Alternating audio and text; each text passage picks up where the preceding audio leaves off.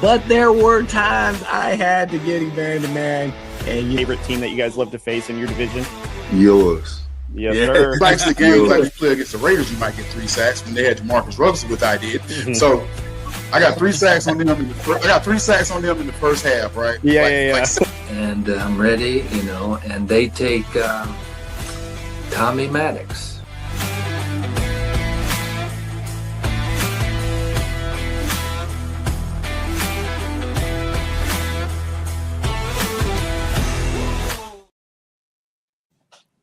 What is going on, everybody? Welcome to West War Room Rivals. We are coming at you with our reaction from Week 12. Fellas, how's it going tonight? Good. It's good, man. We got Thanksgiving a couple days away. Yep. So ready for it. It's a nice little break. Yeah, everyone got a chance to watch some pretty good football. It wasn't so many blowouts this week. It was a lot more closer games, overtime, except for Monday Night Football. That one was pretty much a drag. And say it. And the Browns and the Raiders. Yeah. There you go. There you say it. There it is. Game of the week right there. There it is. Game of the week for all of you guys. What was that? That Shedeur looked good. He did look really good. He's making the Raiders pay for not drafting him out of, I think we had 8 picks that draft. So 9, I think, is what the number is. But anyways, guys, welcome to the show. If you guys are new here, don't forget to subscribe and follow us on social media. We are representing the AFC West. Shovik brothers over there are representing Chiefs and the Broncos. And we have Caleb representing Bolt fam. So go ahead and hit that subscribe button. If you guys are a fan of the AFC West, please follow us as we are going through Week 12 right now, guys. So we're going to do an opening question here. Since Thanksgiving is on Thursday, we're going to do, what is your go-to Thanksgiving dish? Caleb, you were kind of mulling this around before we went live, so hopefully you picked one. So what is your go-to Thanksgiving dish? If I had to pick one, I'll probably just be basic and say turkey and dressing, maybe. Okay. Is there? I don't know. I like some mac and cheese too. Mac and cheese is okay. solid. I was more thinking of sides, not necessarily like, turkey or ham or whatever, unless your family does something unique. I don't know if anyone out there has like a fish is on the table rather than a turkey, but to each his own. So. And if they do, I don't want to go to that Thanksgiving party. No thanks. Yeah. Have you guys seen the show The Bear? No, but I've seen clips of it. It looks pretty good. There's an episode that's called 7 Fishes. I think it's around the Christmas time or whatever. And they have 7 different fishes. By the way, it's a great show and a great episode. Very, very funny. But anyways, also before we get started, sorry, Caleb, not to cut you off, but please go. We're also recording at the JBW Solutions studio, just FYI. Jeff and the crew, thank you for tuning in with us. Caleb, so what was your go-to? Probably mac and cheese. I'll be basic. Yeah. Mac Okay. and Is cheese. there Or some of those rolls? Those are. I know. Gotta have it. That's the I can't choose everything, dude. It just keeps. That's the garbage truck. That's the garbage truck of Thanksgiving dish right there. Yep. That's a fact. Is there anyone in your family that does a mac and cheese really well? My Mimi, so my grandmother, she cooks it pretty good. Oh yeah, I'm excited. Better not say no. Yeah, right. Yeah, no, nobody does it bad, but that's my favorite, I guess. Okay. Yeah. All right. Austin, what about yours? Yeah, I mean, I guess I'll stay basic too, but give me any kind of potato. So just give me mashed potatoes and gravy. Yeah. All right. It's good any time of the year, but I don't know. It slaps different on Thanksgiving. It's true. Corey. The center of the plate goes mashed potatoes. There's a routine to this. And I'm really excited to share this with you guys Thursday when I take the picture of my plate and I show you guys what a Thanksgiving plate should look like. And then before I answer this, Matt is MIA tonight. He's working duty calls. Yeah. Jeff, he'll be on shortly, hopefully. Yeah, we hope he catches us before the episode ends. He told us 30 minutes. We don't know what Matt time that is. So, we know with work, anything can happen. So Matt should hopefully be on here tonight. And we'll be ready for him when he does jump on here. The only correct answer for mine is deviled eggs. They're the pregame snack. There's the meal, then there's the after. So they're just the most versatile, snacks. I consume a probably unhealthy amount of deviled eggs, which will then make the 6-hour car ride back to St. Louis Friday probably not very fun. But deviled eggs, man, all day. Yeah, that's a great one. I'm a stuffing person, and specifically when it comes from out of the turkey. So our family growing up, they would make the stuffing separately, and they'd also do one where it was in the bird while it's cooking. That right there was my all-time favorite. So usually I'm going for that first, and then I'll get everything else around it. But for Thanksgiving, I love all of it. I love the yams. I love mashed potatoes and gravy, green bean casseroles, not bad, but stuffing for me, top tier. So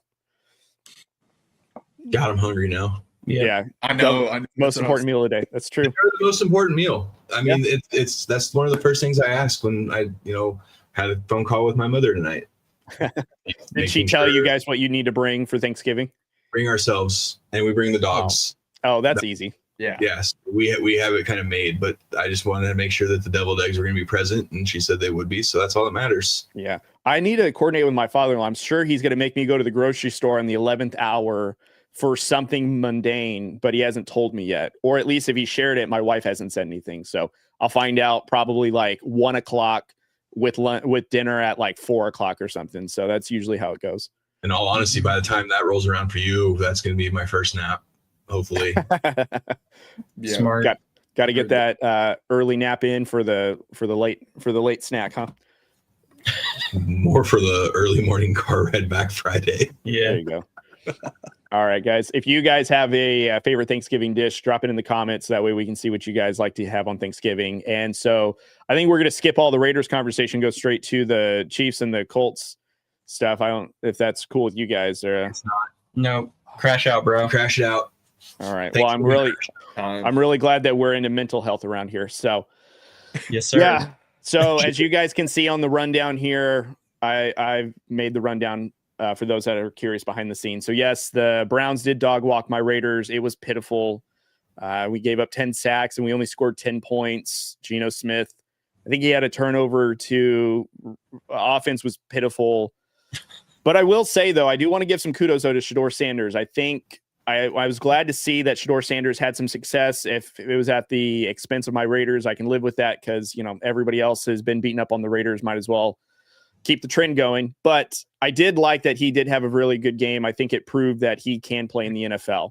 So I do want to give kudos to that before I move on to the Raiders. This was probably a low. I know that I've crashed out a lot over the season. We've had some games where I felt like, we could have won and all this other. This to me was probably the lowest of lows because offensively we looked porous. Defensively, we did our best, but Shedeur Sanders made better plays, and it is what it is. I've never seen our run game look so pitiful. There's just no rhythm to the offense. And then at the end of the game and the end of the evening, as everyone saw the news break and as we posted on social media, Chip Kelly was unceremoniously fired. Thank God. I think it should have happened a couple of weeks ago. Greg Olsen, I think yesterday was announced that he will take over play calling duties and be interim offensive coordinator. But the other coaches that did leave, I think, was the assistant offensive passing coordinator, which is a friend of Chip Kelly's that he brought over from Ohio State. And I think there's one other individual, too, that we also let go. But we did not let go Pete Carroll's sons, who also are directly responsible for the piss-poor offensive line and run game coordination that they are responsible for. Because we have Ashton Jeanty, who we spent a 6th overall pick in. And I think it was last week, not this week, but the following week, we only ran Jeanty 6 times. And this week, I think we only ran him 12 times behind a very poor offensive line. And I think now we're getting back to the territory where he's only averaging 2 point whatever yards now per carry. Whereas before we were kind of getting him involved. And this is the thing that kind of concerns me. And I don't want to start this rumor of I don't think Pete Carroll's going to make it to next season, because I'm on the fence of do I want Pete Carroll back because we need continuity, or do we need to hit the reset? Because the fact that this is a laundry list of things that Pete Carroll is allowing under his first year is not great. Like, this is not a great first year. And it only makes me think of other first year head coaches that aren't having great success, but you see positive steps, like Kellen Moore with the Saints. They're not looking great, but that team plays hard and they're kind of in games. You look at Liam Cohen with the Jaguars, and they have beaten 3 out of the 4 AFC West teams. And, that's a first time head coach. So it's things like that, or Ben Johnson, who's doing really good with the Bears. So you look at things like that, and then you look at the Raiders, who have Pete Carroll's probably going to be in the Hall of Fame in the NFL for sure. Like, I don't know about first ballot, but he probably will because of his accolades and Super Bowl winnings and all that stuff. But the first year that he has where he kind of looks like he doesn't know what he's doing, he doesn't have really a plan for how he's going to get the Raiders out of the situation, is concerning. Another thing I saw too was on Twitter, there's a lot of confusion of who's actually running the Raiders. Like, is it Tom Brady? Is it Mark Davis? Is it John Spytek? Is it Pete Carroll? The fact that there's that much confusion tells me that on a leadership level, we do not know what we want to do in terms of the Raiders. And I think that's only going to create confusion going downwards to the players of like, okay, well, who's actually calling the shots here? So listen, I'm very saddened by this season. It seems like I thought the Josh McDaniel thing was an all-time low. This seems lower than that. And that's concerning because I had high hopes for Pete Carroll coming in here, giving us a standard to live up to, giving us expectations that we can count on. And at this point, Pete Carroll has got me hoping that we do right by Max Crosby by trading him. And I'm almost now buying into the idea we just need to hit a refresh button. I'll live with 3 years of being at the basement because at least I will acknowledge this is where we need to be before we start winning. Don't sell me on we're going to win first year and have me buy into it. And then we're such a disorganized football team to where now I'm like, I don't even care. Just lose every game now. I might as well go for the number 1 overall pick. Like, just go for it. Because that would serve us better than, we're going to compete. What? We can't even hang with the Browns. No offense to the Browns, but they're not going to the Super Bowl anytime soon. And for us, like, I think, Caleb, you sent me something. It was like Ohio State versus the Raiders. That was me. Oh, Austin. Okay, close enough. And then I was like, you know what? Valid question, because the Raiders are so disorganized, they might let a college team beat them. So anyways, I think I'm almost too sad to crash out just because there's so many things the Raiders need to do. And I have so many thoughts on what's going on. But, for as terms of week 12, we're in the basement, you guys. This fertilizer is dry. There's no nutrients in it. I don't know if we're growing anything off this soil. So that's what I'll say on that. And 2 things. So the coaches that you named also got handed better rosters outside of the Saints. They didn't have slightly better, but they're at least making an attempt, right? Sure. Liam Cohen, Ben Johnson, all those guys, first year coaches, they have a better roster, and they have ownership in front offices that actually make an attempt to improve their teams, right? Like Liam Cohen, Jaguars made a move in the draft to trade up to get Travis Hunter, right? So it's like those guys have better rosters.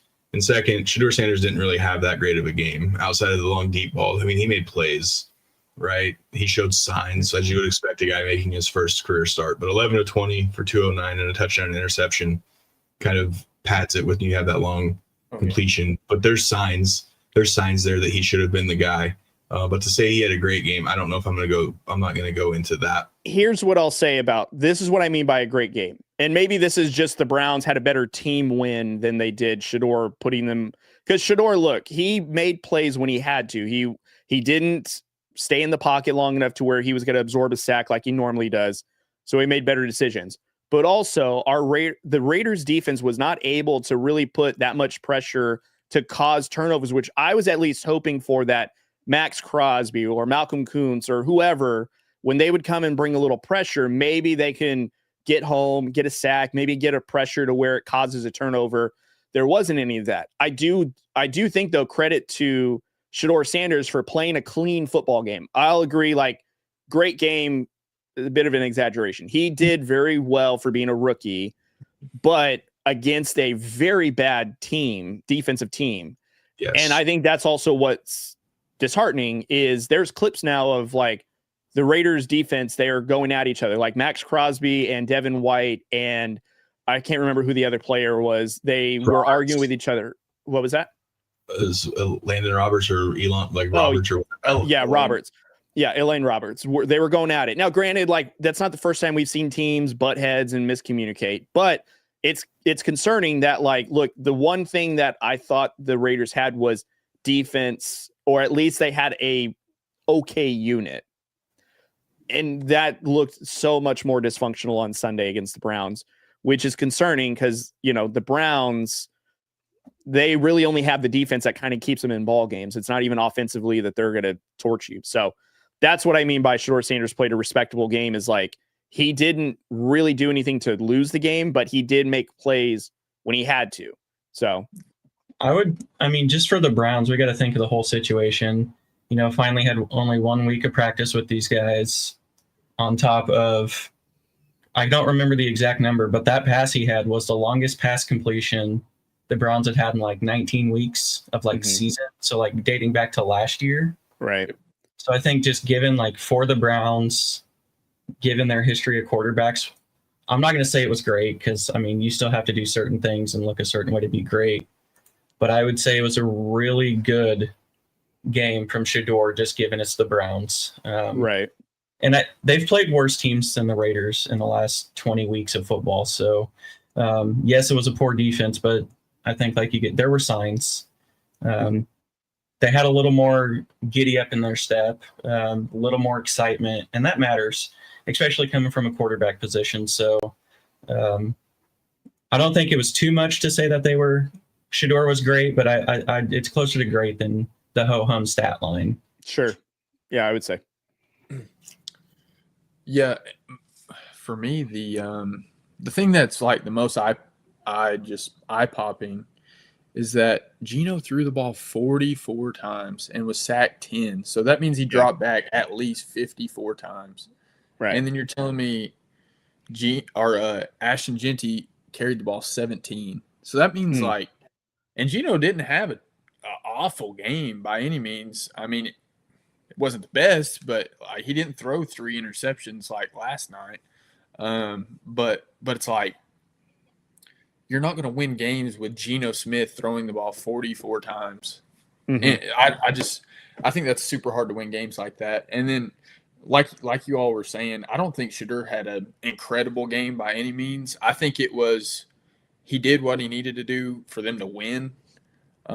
He got sacked one time and threw a pick. But other than that, I thought he played pretty efficient, did what he needed to do to win, basically. Yeah. And we have some breaking news per Mike Kliss, Denver Sports, so 9 News. Per sources, Broncos have reached a 4-year extension with center Luke Wattenberg.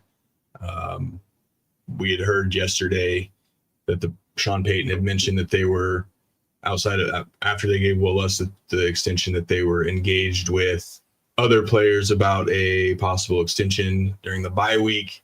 So there's the next one, Luke Wattenberg, starting center for the Broncos, a 4-year extension. No details on the amount yet. I have mixed feelings about that. I just want to see the numbers first on 4 years. So I want to see what the average is on that before I make a full-on statement. But that's per Mike Kliss, Broncos reporter for 9 News, Denver. Okay. And then just to put a button on the Browns and Raiders game before we kind of talk about Chip Kelly being fired. Browns actually pressured or hit the quarterback, so Geno Smith, 20 times. So that's not great. And then this kind of segues over into the Raiders firing Chip Kelly, which I did mention at the top of the segment here. They drafted 2 offensive linemen. We did 2 tackles in the 3rd round consecutive. And both of them were a healthy scratch. I don't think either one of them has seen the field yet, which is concerning because the starting lineup that we had for our offensive line, specifically at guard and center, they're undersized for their positions. And that's 2 weeks in a row that we've rolled out an offensive line like that since JPJ, who, by the way, in college was a starting center. And our genius plan was to move him over to guard, put a guy that plays guard throughout his career over to center who's never played center. Brilliant idea. By the way, that was a Chip Kelly plan. However, it does not help, though, that Pete Carroll's sons are also running the team here. And I don't know why Chip Kelly just isn't making decisions to where, like, that clearly is not working, despite who the coaches are of said, position players. So I think that's what's frustrating. And now, granted, Chip Kelly's play calling has been very elementary. Like some weeks it looks creative, but majority of the time it does not. One, it barely works in college, let alone in the NFL. And then you have NFL personnel that, one, I think because it's almost so simple, but it's overcomplicating it, that you can see like Geno Smith is missing throws. The wide receivers don't necessarily know where they need to be at for the ball to be delivered to them. The offensive line forgot how to block, like team block. And so there is just no unity with this offense. So I'm glad that Chip Kelly is gone. I'm just saddened that we wasted $6 million on Chip Kelly. Like, he was the highest paid coordinator, which, by the way, I do want to take people down memory lane. And I don't know why I'm crashing out now again. This is supposed to be over. But we didn't want to pay Cliff Kingsbury when during AP's, when he was hired as a full-time head coach. We originally hired Cliff Kingsbury to be the offensive coordinator. We could not reach an agreement because he wanted to be on the higher pay scale in terms of a coordinator. And then that deal fell through and he ended up going to the Commanders, which he then helped their offense go to the NFC Championship game. And yet we then went with Luke Getsy, who was fired from Chicago Bears, classic Raiders. And then I think, if I'm not mistaken, after we fired him, because he didn't make it the full season, we promoted, I think it was, I think it was Norv Turner's son, Scott Turner, to be the offensive coordinator, which it wasn't that much better because right now I think he's the offensive coordinator for North Carolina right now with Bill Belichick, and has not been going great for him either. So it's just been a pattern of the Raiders. Like, rather than like actually trust whoever you're bringing on, they're trying to overthink it. And then you bring in these guys that think they're geniuses and really they can't game plan to save their life. So anyway, okay, I'm done. I'm really done now. There isn't much to say. I mean, you can go back to even before the season when we were questioning hiring of Chip Kelly. And then, 2 weeks into the season, we were already saying, I mean, it's not the right fit. He's not an NFL coach. I mean, that's no shame. I mean, go back to college where you had success. Like, you're not built for the NFL. I mean, it is what it is. And at the end of the day, $6 million it's a lot. So yeah. Now you guys can go hire Nathaniel Hackett and just reach the bad offensive coordinators going. I mean, let's go in the group thread earlier. I'm telling you, we had it mapped out for the Raiders and everything. So yeah, well, and I was working too because I've told you guys behind the scenes what's going on, but you guys had a very thought out plan that was supposed to get us out of the mud, and I don't know. I think it's going to take us straight to hell if we execute your guys' game plan. So you're already there, man. You're already there. We're already there. Okay, can I officially put a pin in this thing because I've been crashing out for 20 minutes now. I think I'm done with that. Best start to an episode we've had. God, no, it's not. This is terrible. All right. We gotta switch it back now, guys. Some positive stuff that happened is the Chiefs did outlast the Colts. Remind me, did it go to overtime? I'm forgetting. It did go to overtime. Colts won by a field goal, or Chiefs won by a field goal. Excuse me. Yeah. And then I know that we talked about it, and it was a very pivotal game for the Chiefs to keep their playoff hopes alive because they started off 5-5. Now they're 6-5. They're still in the hunt for a wild card. So, Austin, what were your thoughts on the Chiefs outlasting the Colts and coming out with a victory? Yeah, first, Cody, I want you to just take a deep breath. It's okay. Someone else talk because I've been doing it for 20 minutes now. So I need you guys to help me out here. Gladly. No, it was finally a fun Chiefs game to watch, and I know it came down to the wire, but it was nice to see them commit to the run game. It's not like we were busting off 15-yard gains every time, but we were getting 4, 5, 6 yards a carry, and it shows. I mean, that's why a lot of these crossers and play actions were working. That's why the pass rush wasn't able to just tee off because you actually kind of wondered, are they actually going to run the ball here? Mm-hmm. So it was nice. I still think the biggest reason the Chiefs were able to come back and pull out the victory, and it's to something you said a few times throughout the episodes we've done, Cody, but Shane Steichen kind of cost them that game. Very questionable. I know Chiefs were doing really well with stopping JT, but when you had that kind of a lead, what we're saying with the Chiefs and what we say with the Broncos, you stick with the run for no other reason to bleed the clock. I mean, there was back-to-back 3-and-outs where I think 5 of the 6 plays were incomplete passes.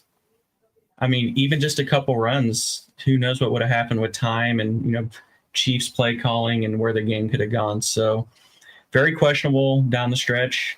JT's not someone you should go away from no matter what, because he is one little crease away from ending a game.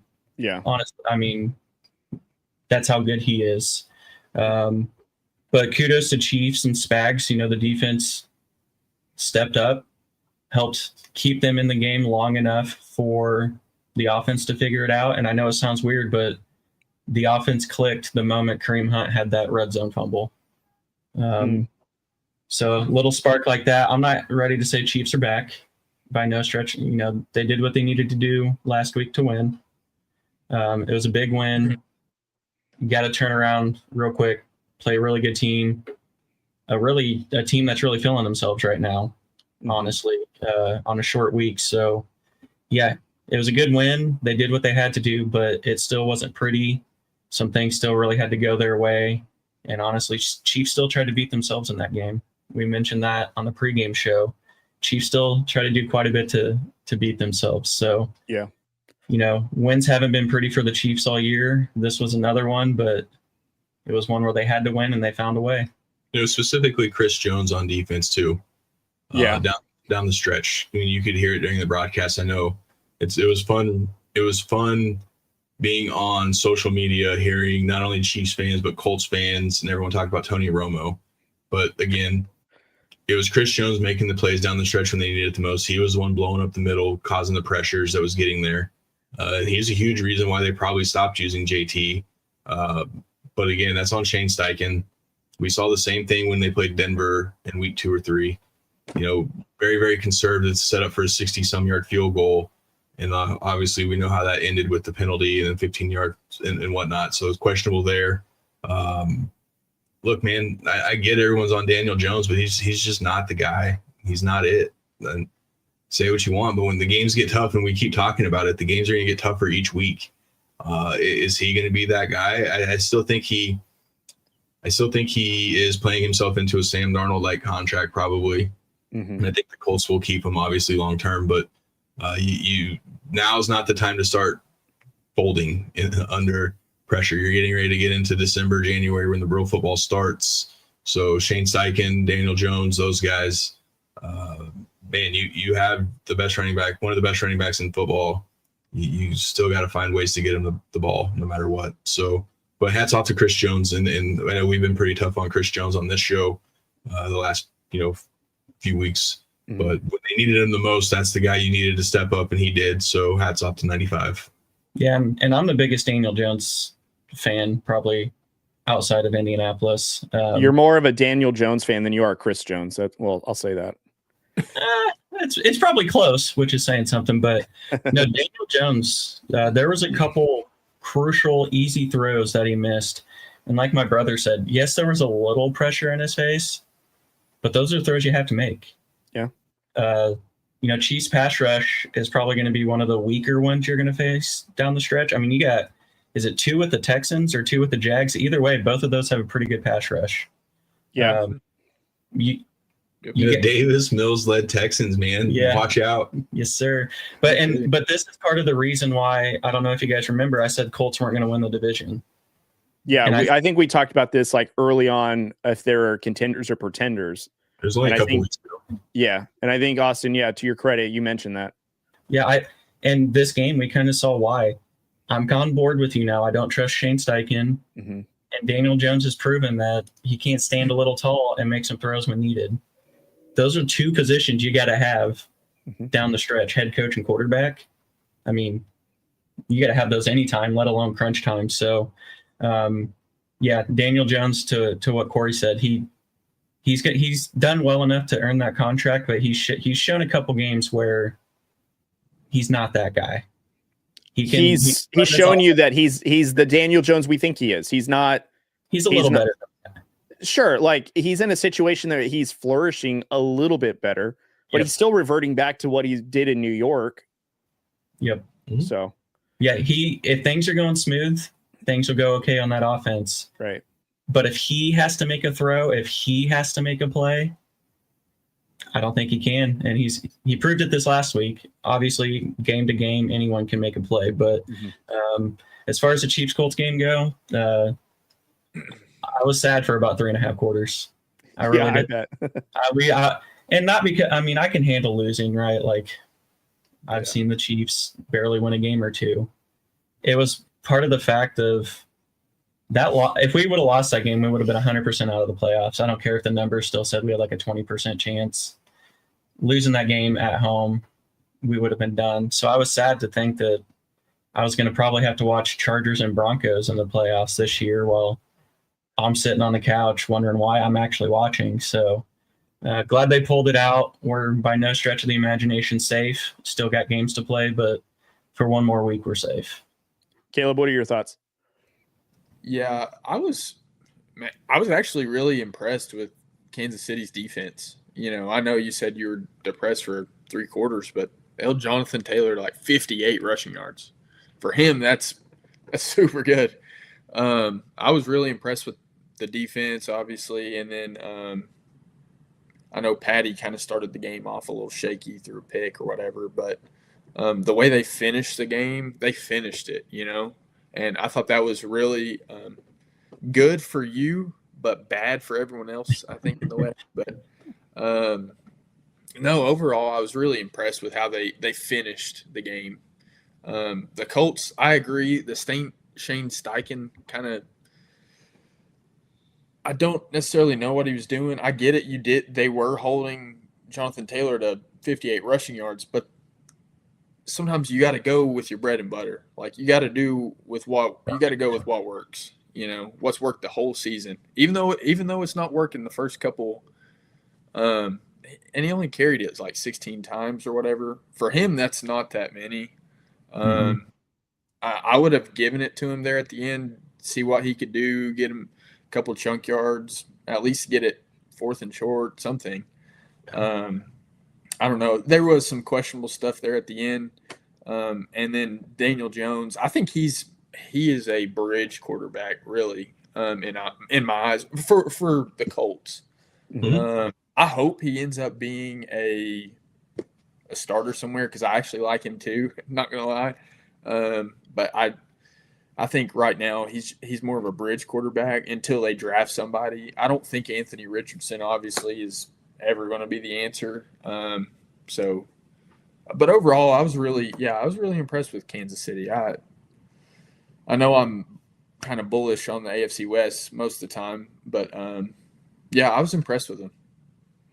I do want to point out Jonathan Taylor, he only had 16 rushes, but he only had 1 rush, I think, in the 4th quarter.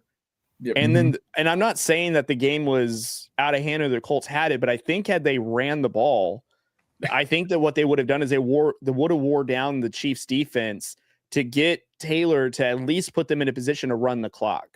Exactly. And I want to point to like what the Chiefs did. They were down for a majority of this game. I don't think they really came back until they tied it up and then obviously went to overtime. But they ran Kareem Hunt 30 times. He had essentially the exact same average as Jonathan Taylor. They both ran it like 3.5 yards, I think, per carry. But obviously, Kareem Hunt had double the carries essentially. And that just goes to show like the Chiefs, and this is Austin's credit too. I did want to point this out at the top of the segment is you called this on the pregame show where you said, don't go away from the run. Keep using it because that helps the offense. And sure, you had Pat Mahomes that threw it 44 times, but then you had Kareem Hunt rush it 30 times, and he had over 100 yards of rushing, and he clearly was the difference maker to the team. And the Colts did the exact opposite of what they're known for, which is they usually pound the ball. They have the better offensive line. They wear teams down like that.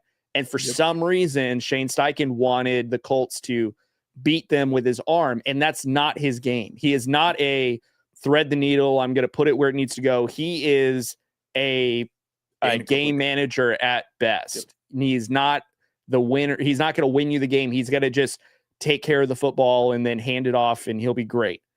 But essentially what the Colts did is they went away from their MVP candidate, and the Chiefs did exactly what Austin told them to do, which is run the ball, stay balanced. And they did that, and they were the ones that outlasted. Were there times in this game where I thought the Colts had it? I did, when they were running with Jonathan Taylor.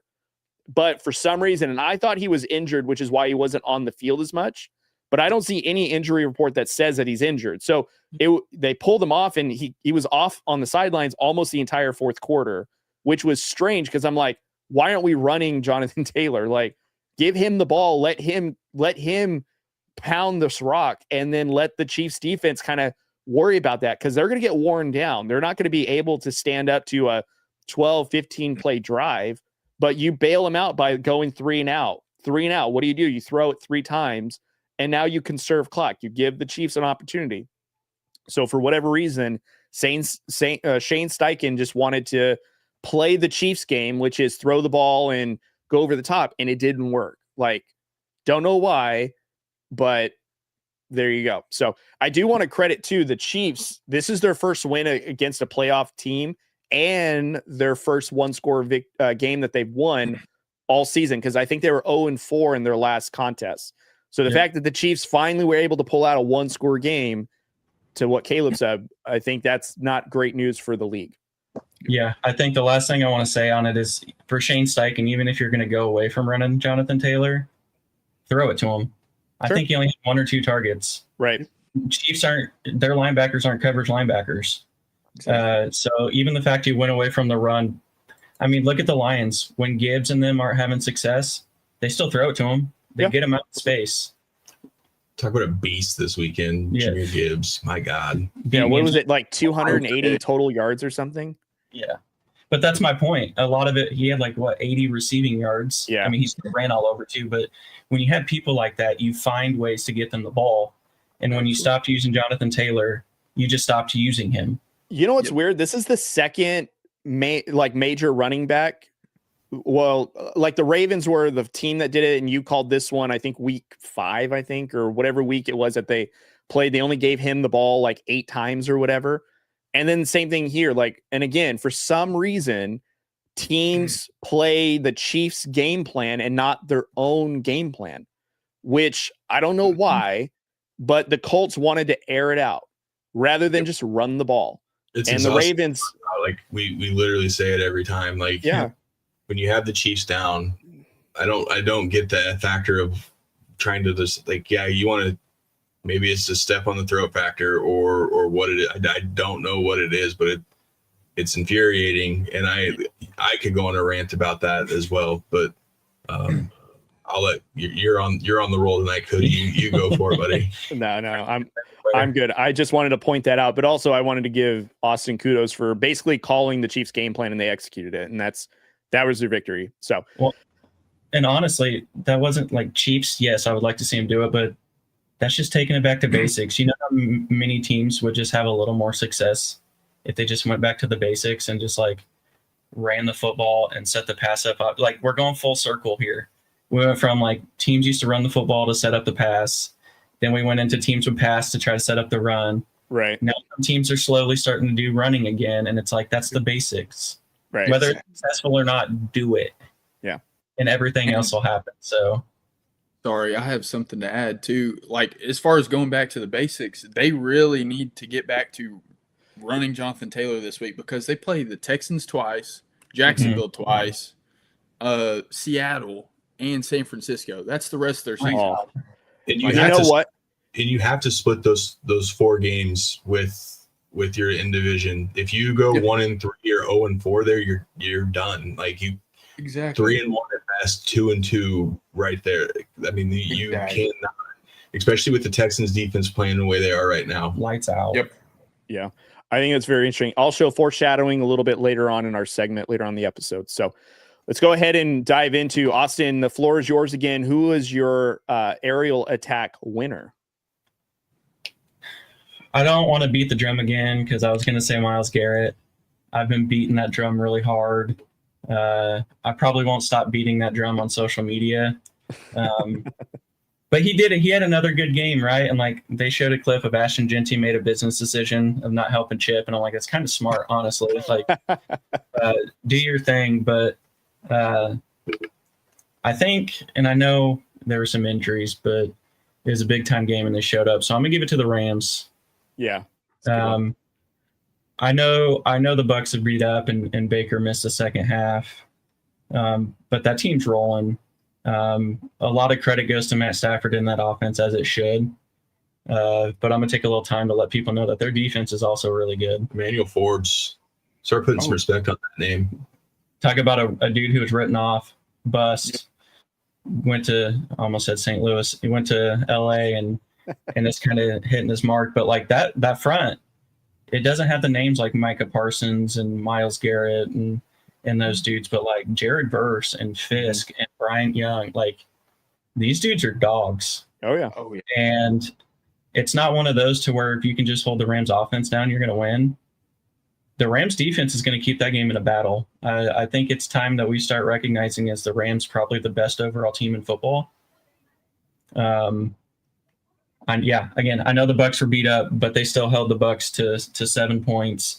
Baker in that offense still struggled when he was in the game the first half. So this week it's going to the Rams. I just want people to understand the Rams are they're on fire right now. So their defense gets my aerial attack this week. Yeah, no notes. I was going to say, if you didn't pick the Rams, I was going to say if it's not the Rams, who else are we talking about? Niners maybe have a case, but the way that the Rams played against the Buccaneers, who were first in their division, I think they've now fallen. Yeah, they absolutely beat up on them. Yeah. No, I was thinking the Packers, but the Vikings have kind of been an embarrassment with JJ. So what was that? What was that? That offense has been an embarrassment with JJ. Look, I'll admit I still love JJ, and he's still like 7 games to his career. So like, give it time. But like, who was it that sent someone sent something in the group chat that JJ was going to be as good as, or was going to be John Elway? Bro, that was a video. Nobody said that on the show. Oh, yeah. Okay. It wasn't. No, we didn't know. Okay. If I hear anyone talk to that, get out of here. That another show did that. I will. You'll be voted off the island. JJ McCarthy is a bust, and I'll stay on that hill. I don't know if I'm going that far, but Packers defense did what they were supposed to, so I moved on from them. Cowboys got the honorable mention for me. Oof. Get on the Cowboys bandwagon now. We'll go watch. Don't. I don't want to hear the Weedham boys around here. I don't watch our pregame show, and I told you guys that defense was going to that defense on the Eagles, and just wait for the Eagles. I'm not done with you guys yet. Hold on. So the honorable mention is the Cowboys, and I am giving it to the Packers. Man, Micah Parsons is a dog. I love Micah Parsons so much, and I know I sit here and make fun of the Cowboys for getting rid of him, but I kind of like some of the stuff the Cowboys are doing right now.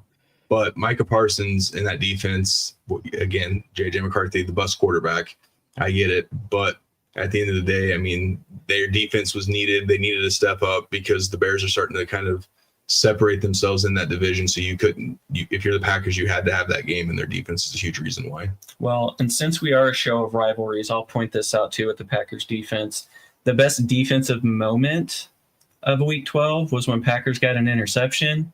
And them in Lambeau Field did the skull chant. Hell yeah. You know, like, take that, Viking. Like, that's disrespectful. That's straight up disrespectful to your rival, and I loved it. So we'll just throw that out there. All right. Sounds good. All right. Next up is Caleb's Counterstrike. Caleb, what do you got for us this week?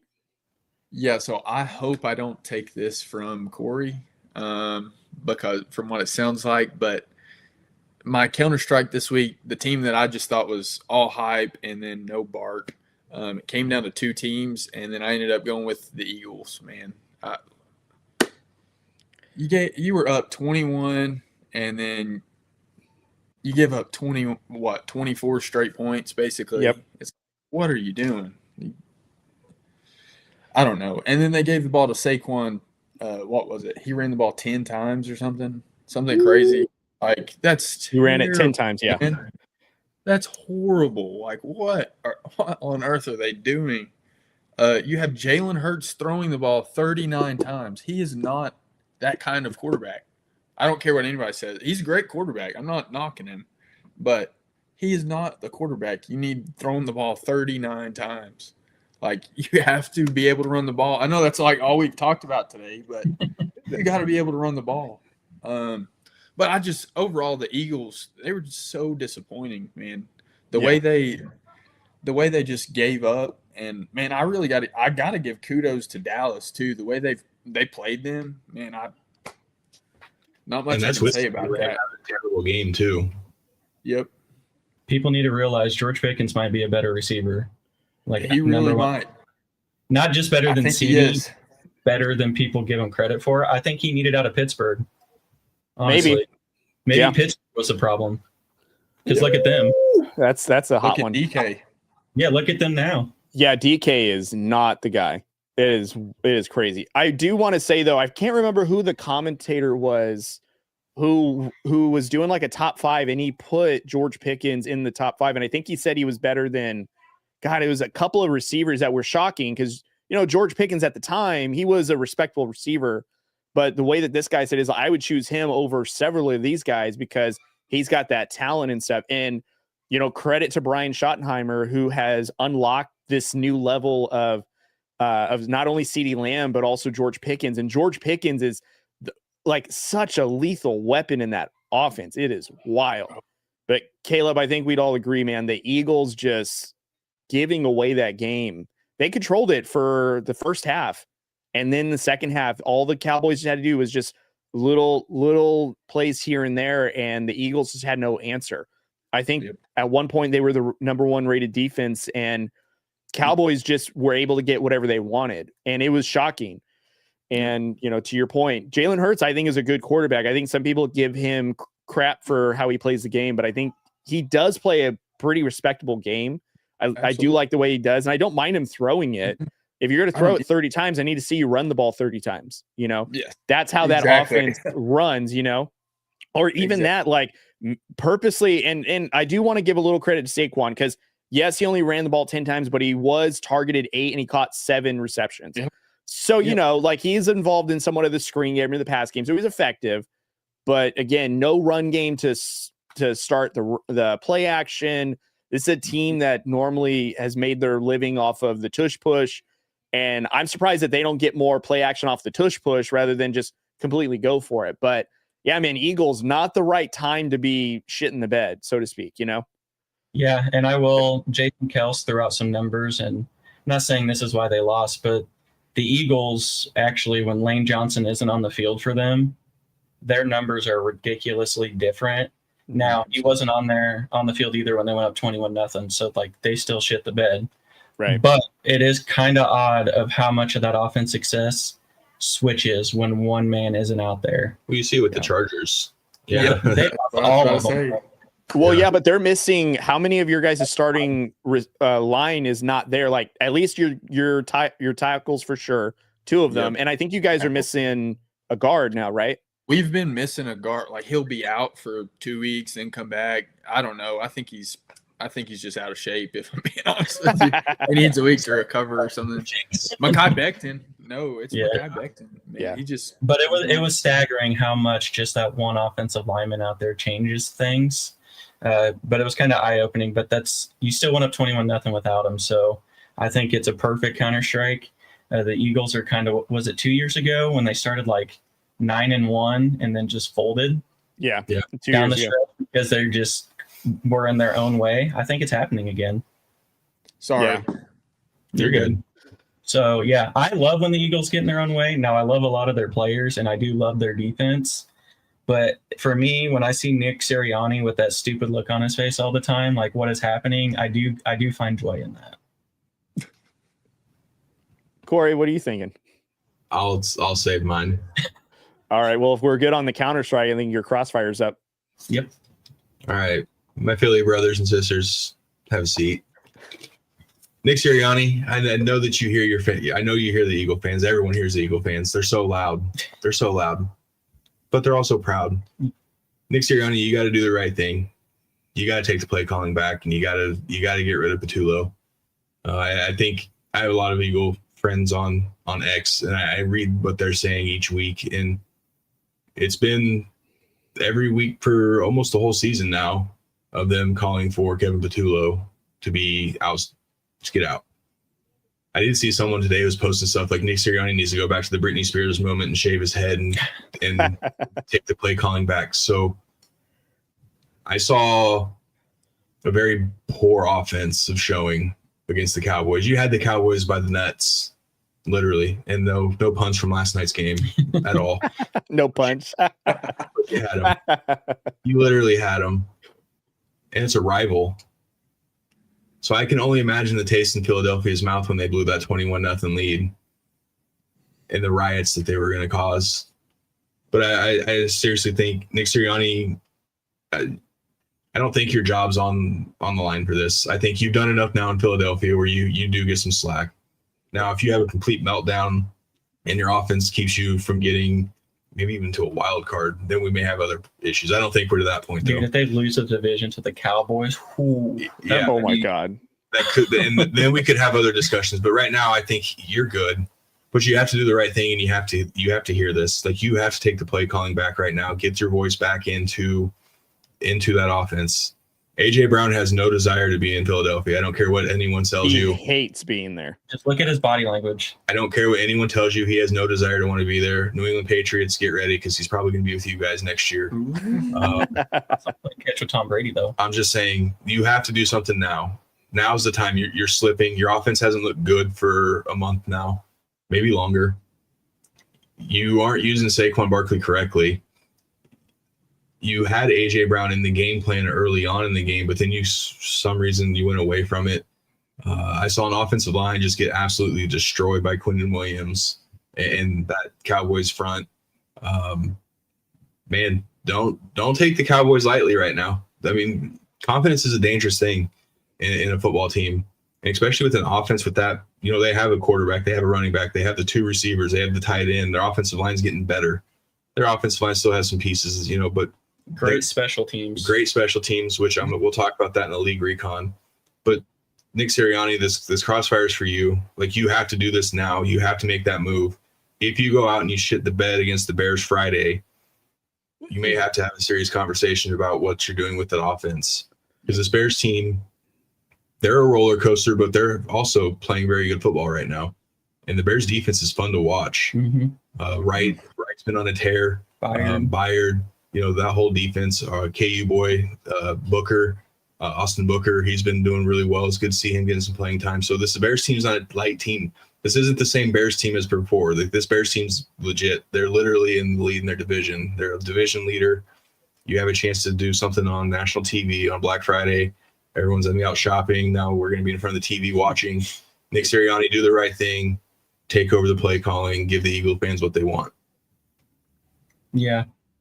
No, I mean, there's too much talent on that offense to talk about them struggling. So kind of what we said before, and it's going to what he said, repeatedly doing the same thing over and over and expecting different results is wild.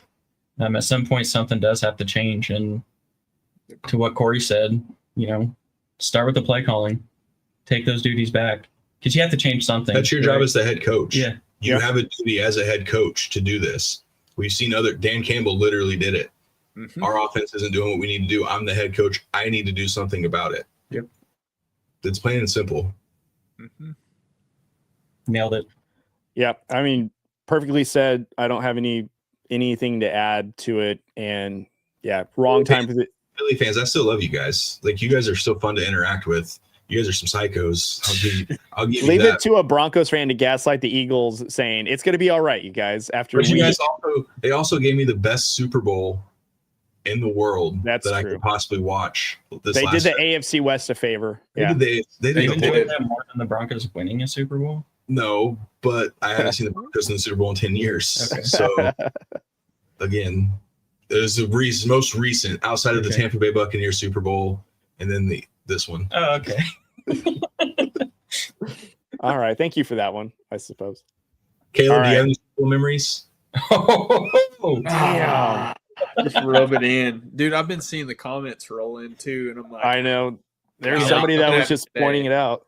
coming at me today. Just rub it in. Just rub it Well, let's give Cody a little bit of a breather. Yeah. in. Right, Thank- right. I appreciate you guys looking out for me. We do care about mental We do health. care about you. That's right. When is mental health month again? What is that month? Every month. Well, for Cody. you, Every it's- month for me. Yeah, It's every week, it feels like. Yeah. Yeah, I mean,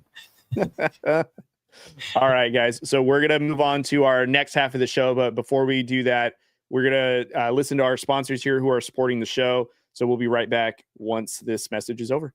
West War Room Rivals is sponsored by Emporia State Federal Credit Union. Learn more at esfcu.com. Text or call the number 620-342-2336 to get started today. ESFCU is the Shovix banking of choice, federally insured by the NCUA. This episode of West War Room Rivals is brought to you by JBW Solutions Industrial Safety Services, your remote safety partner no matter where work takes you. From the job site to the office, JBW Solutions brings OSHA 10 and 30 training, plus a full lineup of compliance services straight to your screen. Whether you're a small crew or a major operation, they make safety simple, accessible, and effective.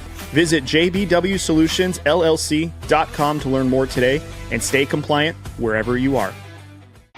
West War Room Rivals is sponsored by Field Ops. Kansas sports fields just got an upgrade with Field Ops. Looking to reserve top quality sports fields in Kansas? Whether you're organizing youth tournaments, adult leagues, or weekend pickup games, Field Ops is your go-to platform for discovering and booking the best athletic fields across the state. Instant online reservations, detailed field info such as locations, amenities, and photos. Field Ops is also trusted by coaches, organizers, and athletes. From Wichita to Overland Park, Field Ops has got you covered with real-time availability and streamlined scheduling. Get in the game at gofieldops.com/Kansas-KS. That's gofieldops.com/Kansas-KS. All right, guys, welcome back to West War Room Rivals. Again, shout out to Emporia State Federal Credit Union, Field Ops, and JBW Solutions. We are recording out of the JBW Solutions studio, so thank you guys, Jeff and the crew, for being such great partners. All right, so now that we've kind of dived into the AFC West side of things, we're going to go into the league recon now. We're going to talk about some other teams around the NFL. First one is kind of a doozy. We're going to talk about what's the best AFC and NFC team that's going on right now after 12 weeks of the NFL season. So, Caleb, who do you think is the best AFC and NFC team right now? Man, AFC, I've got to go. I'll still go with the Broncos. I just haven't seen man, it sucks for me to say that, but I don't think the Patriots have quite played anyone to the caliber that the Broncos have. I know that people keep saying that the Broncos haven't played anybody, but I don't know why they say that, really. I mean, they've played the Eagles. They've played some teams. I mean, they played the Chiefs. They played my Chargers. We got the dub, but I just had to slide that in there. But as far as the NFC goes, it's got to be the Rams for me. I think they're rolling on all cylinders. Their defense is great. They're young, healthy. Offense is great. Matthew Stafford's healthy right now for once. Kyron Williams is great. I mean, you got Puka, Devontae Adams, like easily. Those are my two top teams right now, probably in the NFL even. Yeah, those are probably my top two teams in the NFL right now. All right. Austin, what about you? Yeah, obviously in the AFC, clearly the Chiefs. Like, they're on a one-game win streak. Like, they're on fire right now. No, for me, I'm sticking with Denver. I've been about the only one who's been on that bandwagon since the beginning of the season. They've done nothing to throw me off of that yet. As long as that defense is on fire, I think Sean Payton and Bo Nix do enough offensively to keep winning ball games. And then, yeah, NFC, it has to be the Rams. I think they're just the best team in football. Mm-hmm.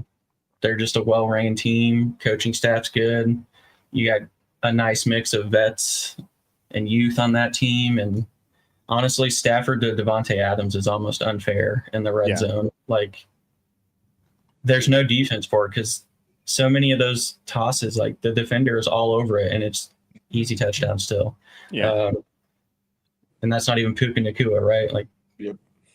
So yeah, I think it's Broncos and Rams, with the Rams just being the best team in football right now. So I think right now that's probably Super Bowl favorites. Yeah, at the moment. Corey? Yeah, I said back in the end of October it was going to be the Broncos-Patriots in the AFC Championship game. I still think that. I still think the Broncos are that team in the AFC.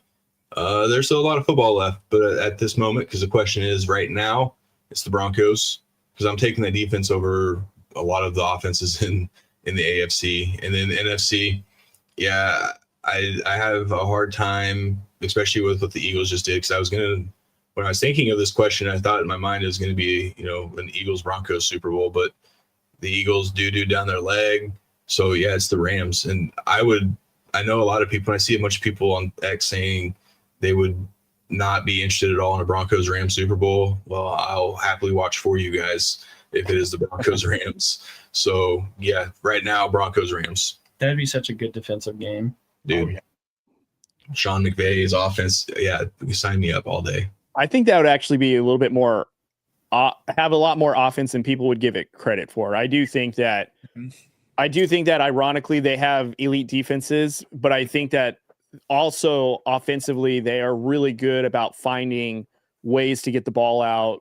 Maybe they switch up something. I do think it would be a much better matchup than people give it credit for. I don't think it'd be like a 3-10 Super Bowl like Patriots and Rams back then, but it'd definitely be a tough one. But I mean, listen, I would say like the Broncos are probably the best AFC team right now, but I think a very close second would probably be the Patriots. I know that maybe they've had some games that are a little bit easier, but they're also NFL teams. And I think that with what Drake May has done right now, is leading the NFL in a couple of different statistics as terms of quarterback stats. And Mike Vrabel has gotten that defense to be in the top 5 in his first year.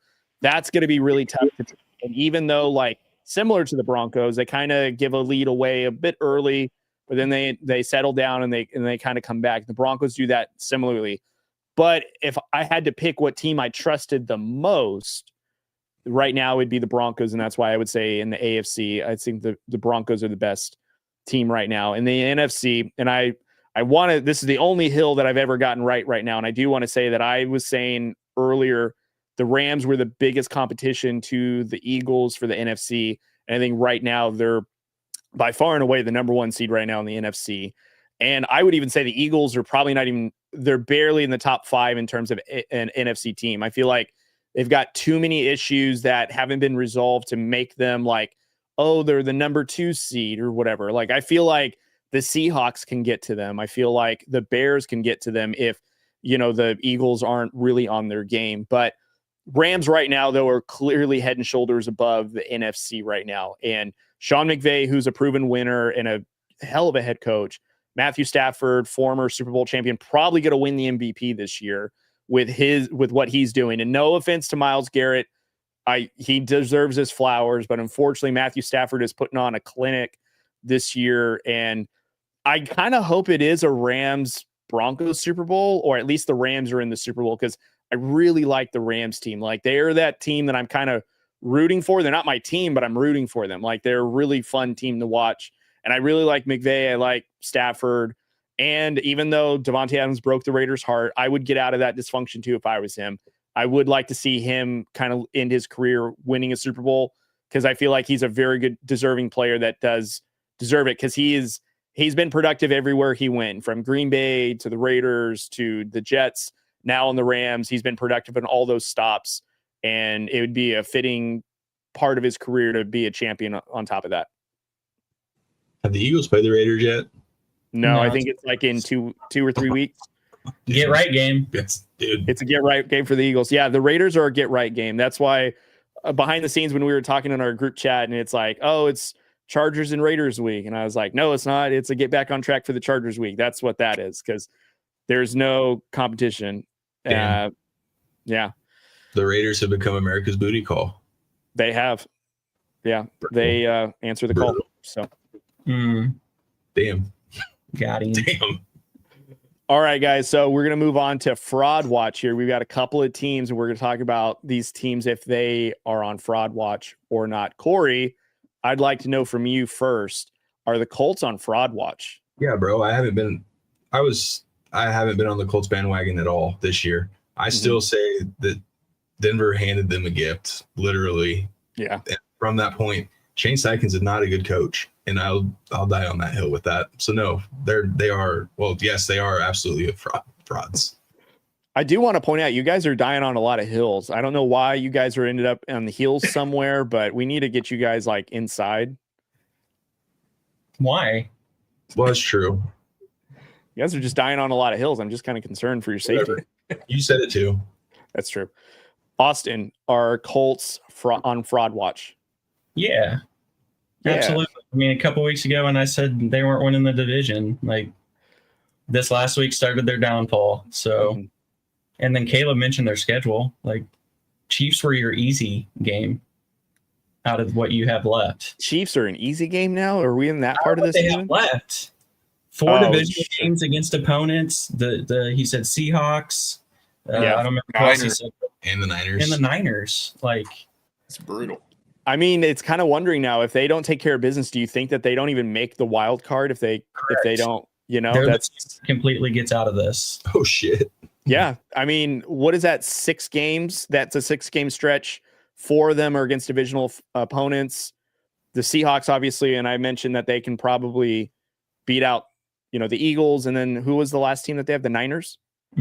They might be fighting for a wild card at the end of the season too. So yeah. It's wild. Yeah, I'm going to definitely say Colts are on Fraud Watch. And I think, and I'm not saying that I've called this the whole season. I just don't trust Shane Steichen. And I think that's pretty poignant. And I'd be surprised if he keeps his job at the end of the season. And I thought he would have to almost go all the way to the Super Bowl to keep his job in general. I mean, maybe he found a little bit of success with Jonathan Taylor and how Daniel Jones has played, but for the most part, Colts are kind of coming back down to earth. I know that they surprised a lot of teams like the first 8 weeks of the season, and now it's like, all right, they're starting to balance out a little bit. Shane Steichen's starting to show who he is. And yeah, Colts, they're almost running a risk of not even getting into a wild card spot if they don't kind of settle in and take care of some tough teams ahead on their schedule. Damn. That'd be wild. Yeah. Caleb, did you get your answer in? Do you think that the Colts are on Fraud Watch? I do. They beat my team, obviously, pretty handedly. They beat them by 2 touchdowns. But if you look at it, that was kind of the time we were sputtering. Like, we were not doing good. We had a lot of guys injured. I'm not making excuses. I'm saying I think they kind of caught us on a bad day. Same with the Broncos. They should not have won that game. In my opinion, but I think they are sputtering, and then with their schedule left, I don't think they win, but 2 or 3 more games. Yeah, especially with the Texans. I feel like the Texans defense has played well enough to where they are going to probably capture the division because they just have the momentum right now. Their defense is playing at a high level. Their offense kind of looks a little bit better without CJ Stroud. So not saying that Davis Mills is a better quarterback, but it's just that offense is functioning a little bit better. Colts are frauds. Yeah. Shout out to Matt, dude. We're waiting for you to show up. So hurry up. Matt, hurry up. Bring milk. Yeah. All right, guys. Next team on Fraud Watch. Austin. Are the Bills on Fraud Watch? No. Plain and simple? Yeah, I mean, I still trust Josh Allen enough. They still got a little talent. I like the pickup they had today. I don't think it completely moves the needle, but I think it gives them enough help offensively. So I still like the Bills. I don't think they win their division, but I do think they're snug as a bug in a rug for the wild card. Caleb, what do you think? Yeah, I agree with Austin. I don't think they're completely out yet. I don't think they're frauds, but I do think they have a lot to work on, and they need a couple more get back games for me to feel completely comfortable. But Don't think they're frauds, I guess. Corey. I do. I think they are. And none of this is on Josh Allen either. It's the lack of moves that they made to help Josh Allen from the defense all the way to the weapons. Keon Coleman's obviously turned into maybe not the right guy for Buffalo, so he might need a fresh start somewhere else. Shakir, he's not being utilized how they probably should be using him. Wasting James Cook. I mean, I think they need a complete rehaul of their coaching staff as well. But they're frauds, but this is not at all on what Josh Allen's doing. I mean, he is turning the ball over at a very high rate. I saw since like 2020, it's been like 90 some turnovers.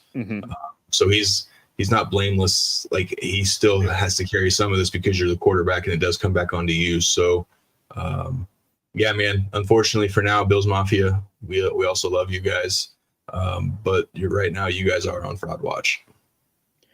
Yeah, I'm actually going to kind of side on, they're kind of on fraud watch right now too, is I do remember at the start of the season, they were favored to win all of their games. They're the only team in the NFL that was favored in all 17 games. And I don't know if it's coaching. I don't think it's Josh Allen. Now, granted, does he turn the ball over and give opportunities to the opposite team?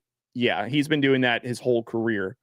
But I feel like very similar to like Corey's points, like they haven't really done anything with weapons to really help Josh Allen. Like, and don't get me wrong, James Cook has basically been that guy for them the whole season. And I think also last season, he was much like a very big part of their offense. And Josh Allen won the MVP, and the stats, I don't want to say were terrible, but they also weren't stats that we've seen other MVP kind of quarterbacks have. Kind of pedestrian, to be honest with you. Like, you want to compare him to like what Lamar Jackson did last year. There's a case to be made that maybe Lamar Jackson should have gotten the MVP, but again, he's already won it like 2 other times before, and this would have been Allen's first. But the Bills, for some reason, have dropped some games that are like head scratchers. Like the Falcons, we don't know if they're a legit team or not, but yet they dropped a Monday Night Football game on them. And then the last game that they played, it was like, what's wrong with the Bills? Like, aren't these games that you should take care of?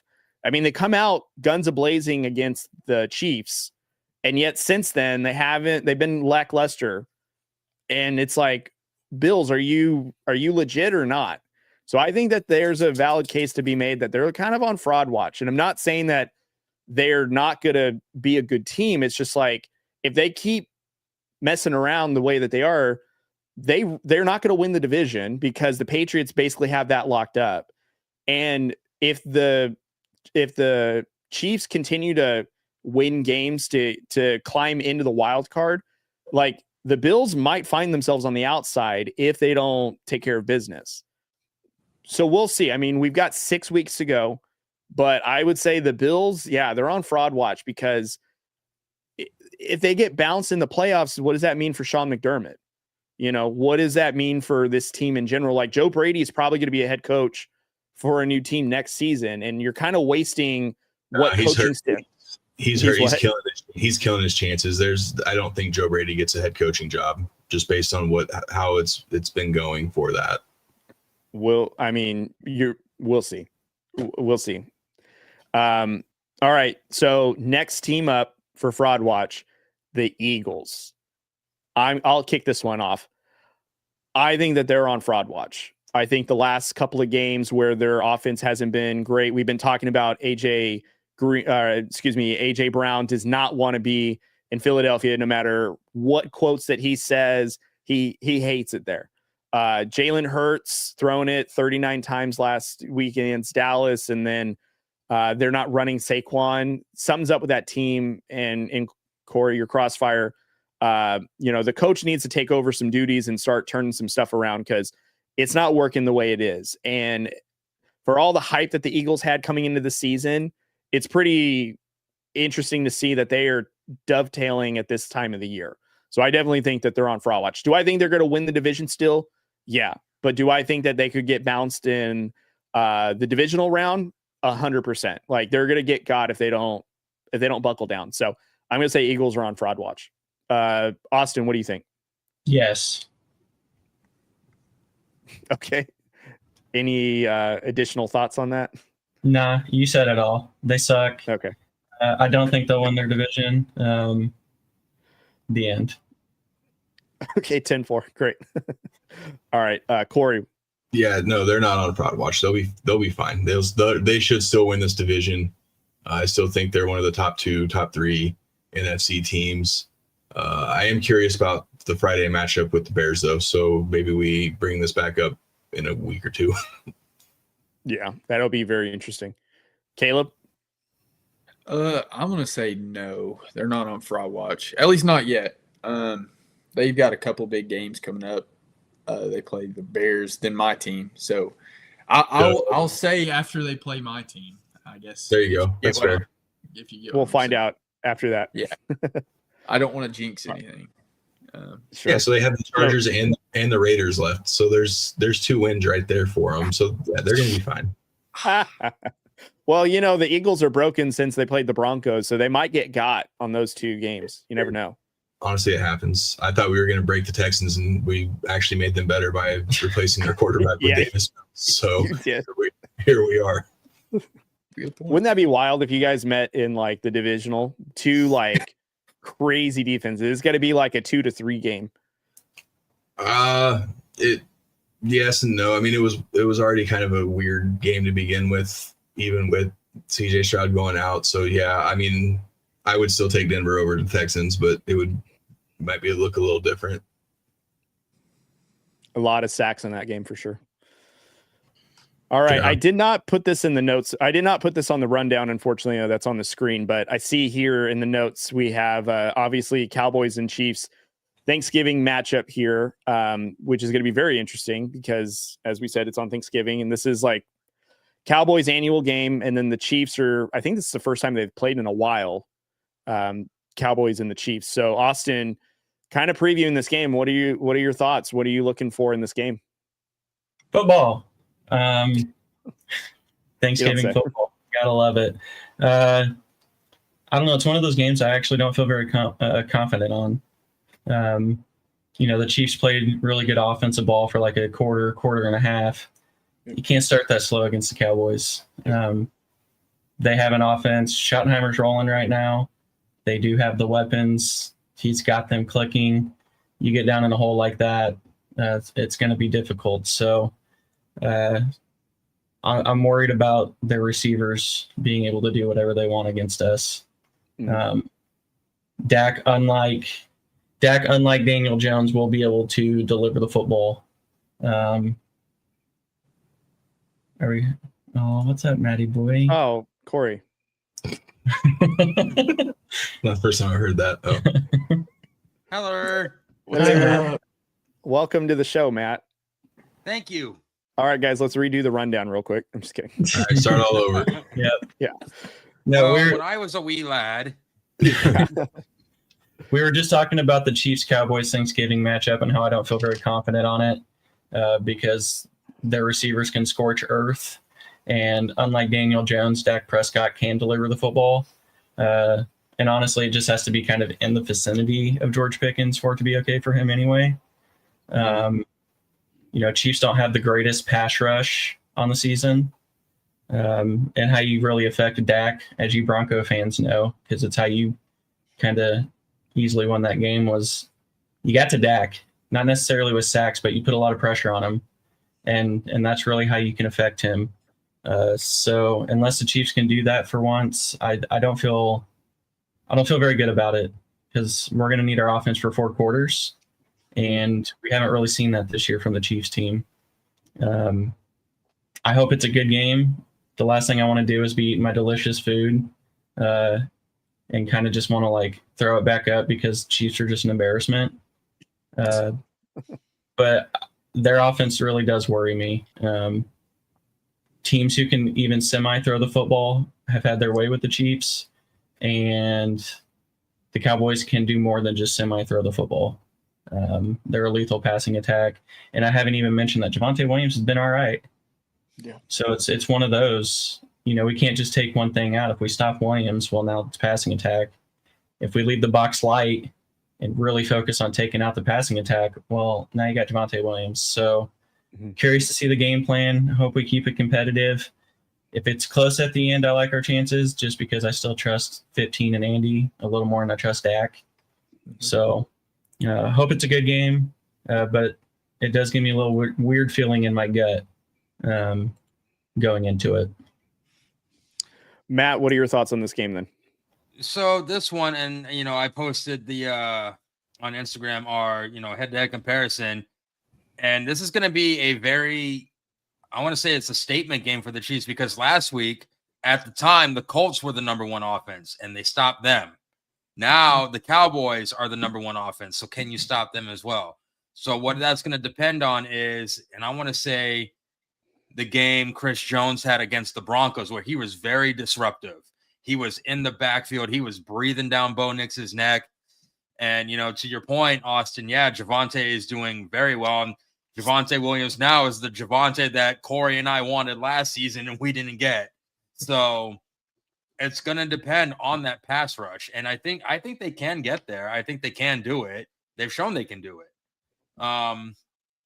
Where it's going to really falter on, though, is their offense because, like Pat Mahomes had mentioned before, teams are playing man against us, and normally that's the time you're going to take those one-on-one matchups and you're going to take those shots downfield. He's missing the mark. And if he's not missing the mark, someone's dropping a pass. So if it's not broke, don't fix it. So teams are just going to keep playing man defense against them and say, all right, cool, let's see, you're going to have to win through the air if you want to beat us. You're going to have to win through the air. Cowboys still have a terrible defense. They still have a terrible secondary. They're still giving up about 30 points a game. They're still giving up about 300 yards through the air. The problem is all that doesn't matter if Pat Mahomes isn't hitting that target. If Thornton, if Worthy, if Rice aren't catching those good passes when he is hitting the mark. So I'm going to say this game is going to fall solely on the offense because you can't win if you're not putting points on the board. And the only way you're going to put points on the board is you get that ball down the field. You have to stretch the field. Mm-hmm. Caleb, what are your thoughts on this matchup? Dude, what a great day for football, I guess, to start. But I'm actually excited for this game. I really am. I think there's going to be a lot of points scored. I think Cowboys defense has improved a little bit since getting – obviously, Quinn Williams has been great for them so far. Huge. He's changed the way they've played completely. I do think their secondary, like Matt was saying, still not the best. So I think Patrick Mahomes is I think he's gonna torch him a little bit. If I'm being real with you, I think it's gonna be a pretty high scoring game. Honestly, I said that last week about the Colts. It was what 23-20 or something like that. So it could still be like that. It could be a nail biter, but the way Dallas can put up points, they can put them up in a hurry too.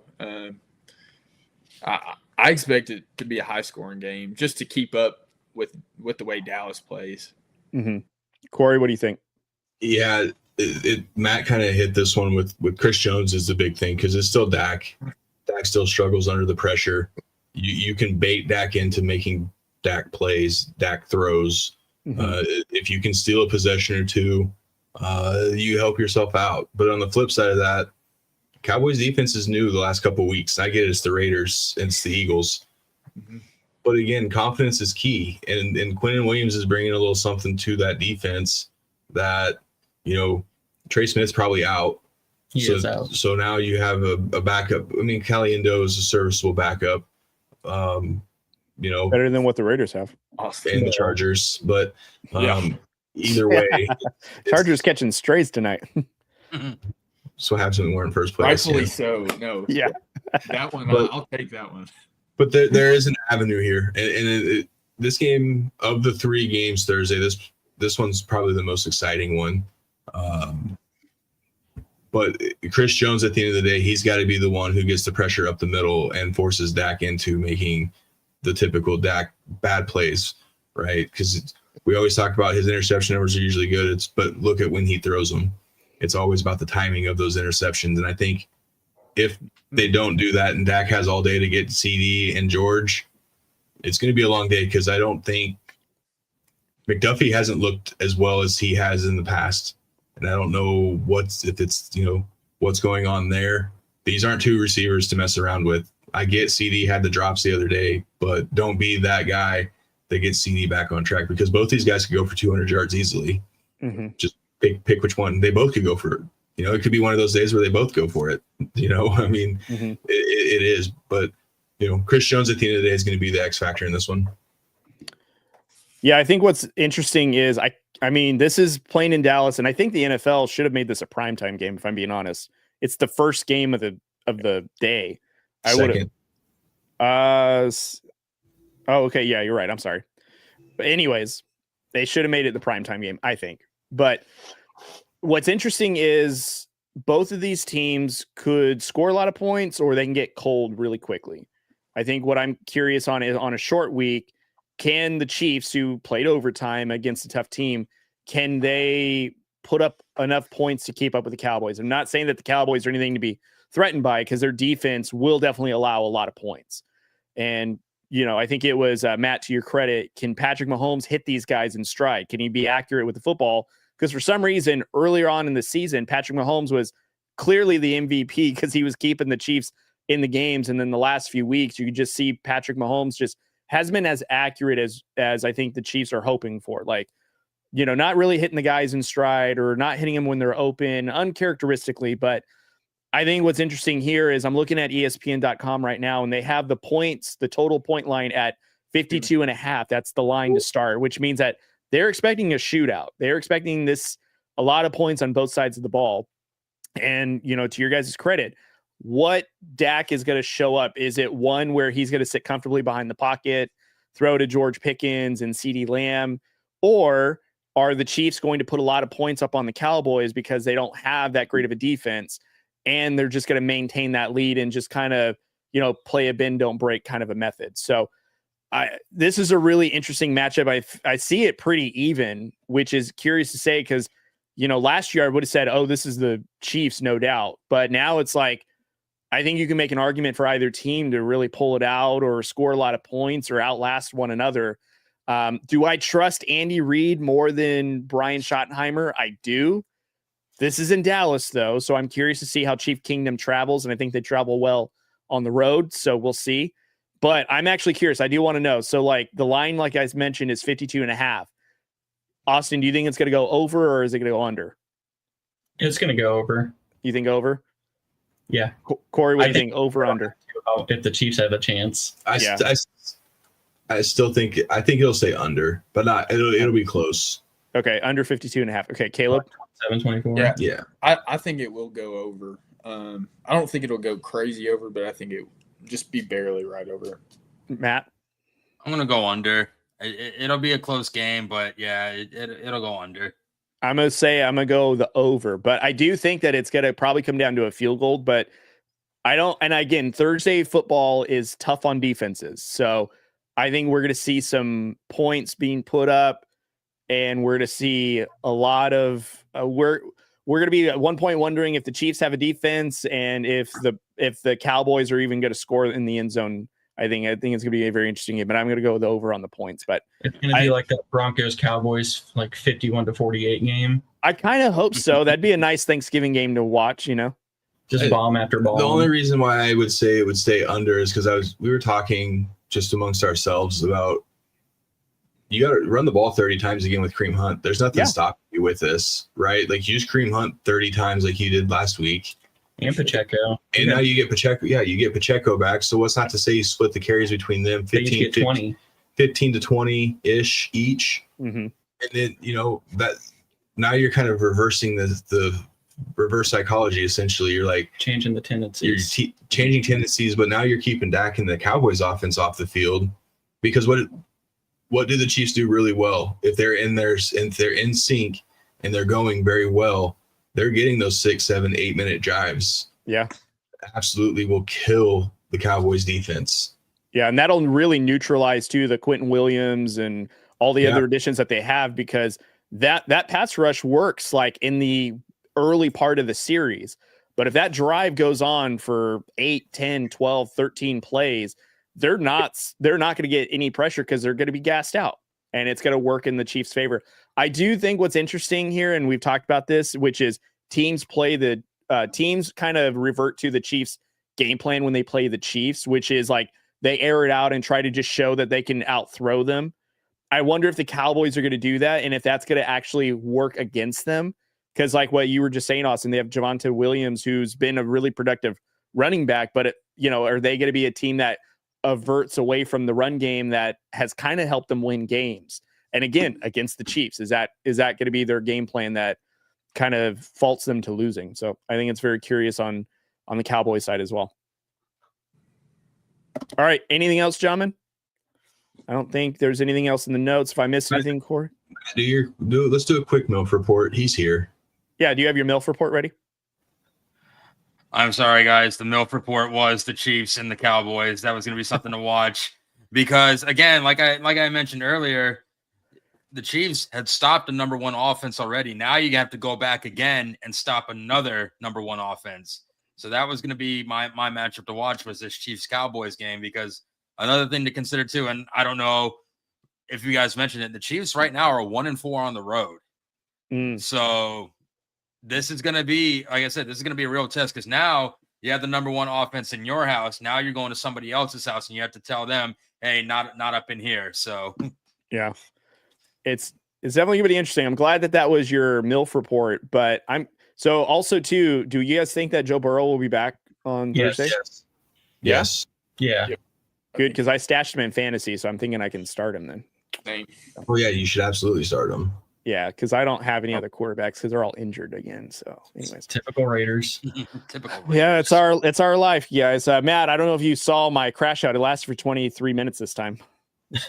No, but I could hear it from all the way here in Camp Pendleton. So send help. He needs it. It was like a strong gust of wind. I was like, Cody. Yeah, that's me. Let me. He's like Raiders. Yeah, no, don't make me crash Chip out again. Kelly, what are you doing here? Chip Kelly. All right, does somebody want to tell the people what we got going on tomorrow? Matt does. All right, ladies and gentlemen, very big guest tomorrow is going to be official NFL insider for the Washington Commanders, Lake Lewis Jr. He's going to come on the show and he's going to help us preview the Sunday night matchup between the Washington Commanders and the Denver Broncos. Excited to hear his takes. And most of all, I'm excited to talk to an actual NFL insider. This is a huge moment for us. So I'm excited. This is great. Also, this post was moving on IG. So fast. I did my okayest. Yeah. So fast. But I'm ready to ask him about Jaden Daniels. I know he's not going to probably give it up to us, but we're going to try. See, my first thought was I want to ask him how he feels about Dorrance Armstrong. Just the little Jayhawk in me. Hey, and Noah Brown, I think, supposed to be back. Oh, yeah. Denver by 12. I'm going to ask him if he can put in a good word for us in the NFL. There we go. There you go. Yeah, let's get this enterprise going, guys. Matt, what's your go-to Thanksgiving dish? My go-to Thanksgiving dish is going to be I like stuffing. Stuffing is my favorite. Yeah. I was so wrong on my guess. What were you I said say? dressing. Is that the same thing? That's the same thing. Oh, okay. That's sorry. I'm from California. I don't know anything. No, I really thought Matt was a deviled eggs guy. Oh, that's a good side dish.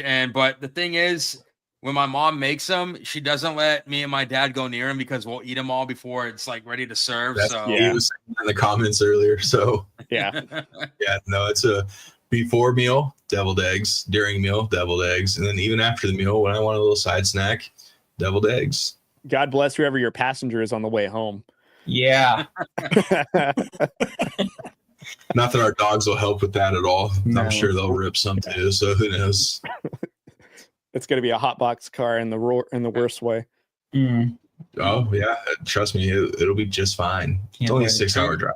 We're choking on something not apples. No. Damn you, Garrett. Damn you, Garrett. All right, guys. I think we're done for the evening. I think I should thank some partners and sponsors so we can go home. Very thankful. Yeah, so it's very thankful for this season that we're in and also the show that we get to do. So first off, shout out to Beard Club. If you see Austin's luscious beard, Beard Club is our partner of the War Room. Also, Shank It Golf, and no one's wearing any of their apparel, but you will see the Shoviks repping it when they're out on the green or in the tee box for sure. So Shank It Golf is a great partner. Homage, I don't think any of us are wearing their gear, or at least I've got their shirt on underneath. But shout out to Homage. What? Oh, no, that's ours. Never mind. Keep going. You're on a roll. Okay. Shout out to Homage. Link in the description below to get your guys' exclusive tees. They also have a Christmas line that's out right now. It's actually looking pretty fire. I might have to get a Christmas gift or two from there. Let's see. What else am I missing? We got Homage Badger Barrel. So shout out to Badger Barrel. I actually did a tri-tip smoke as well as Matt. How did yours turn out on the Badger Barrel? Yes, hey, okay. kids. Yeah. Your dad finally proud of you? No. No, he's not. Are you gonna? Matt, are you guys going home, or is anyone? No. How does it work for you guys? So we'll stay here. We did go visit them last year. We drove Aiden and our 2 dogs like 16, 17 hours all the way to New Mexico. So that was fun. But yeah, we're gonna stay here, and then they're gonna come here closer to Christmas. So okay, you may have a Jeff sighting on our next show around Christmas. So. Hell yeah. Hell yeah. It's exactly what we need. But anyway, so hit them with the catchphrase for Badger. In a world of butterflies, be a badger. Hell yeah. Smoking a turkey with it. This is my first time. So let us know how that goes so we can share it on the War Room Cooking Show or channel page, whatever the thing is now. Who knows? Maybe we'll do a cooking show in the summer. You know what? We're supposed to get a bar and grill when this thing goes worldwide. So we are. Yeah. Pristine. All right. So yeah, pristine. All right, guys. So those were our partners. We want to give a special shout out to our sponsors that actually make this show possible for us. First off, Troy with the Field OpKansas crew.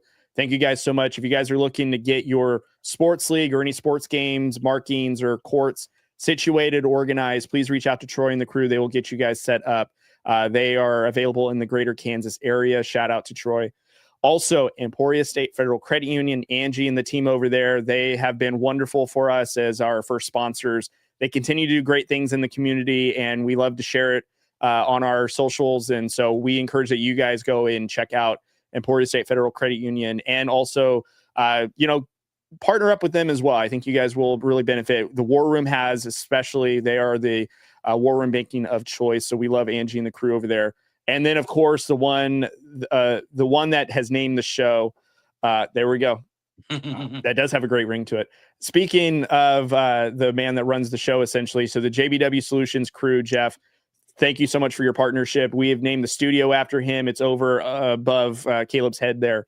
JBW Solutions, where we're recording out of. If you guys are looking to get OSHA compliant, any safety things that need to get trained on for your team, your staff, your business, your organization, whatever it is, reach out to Jeff and his team at jbwsolutionsllc.com today. They also have been starting in the long haul industry as well. So if you guys are looking to get compliant with that, please go and visit Jeff and the crew. All of their information is going to be linked down below, along with our other partners and sponsors as well. Did I hit on everybody, guys? I think we're good. I don't think I'm missing. We'll be back in Emporia for Thanksgiving. So who knows? Maybe we'll stop by the credit union and get some pictures with our lovely sponsors. Got to make it happen. All right, guys. So we will be back tomorrow for the Lake Lewis show. And then I don't think we have an episode until our Sunday morning pregame show. So please subscribe to the YouTube channel. Follow us on social media, on YouTube or on Instagram, TikTok, X, all that great stuff. So we'll catch you guys tomorrow night, but we'll see you.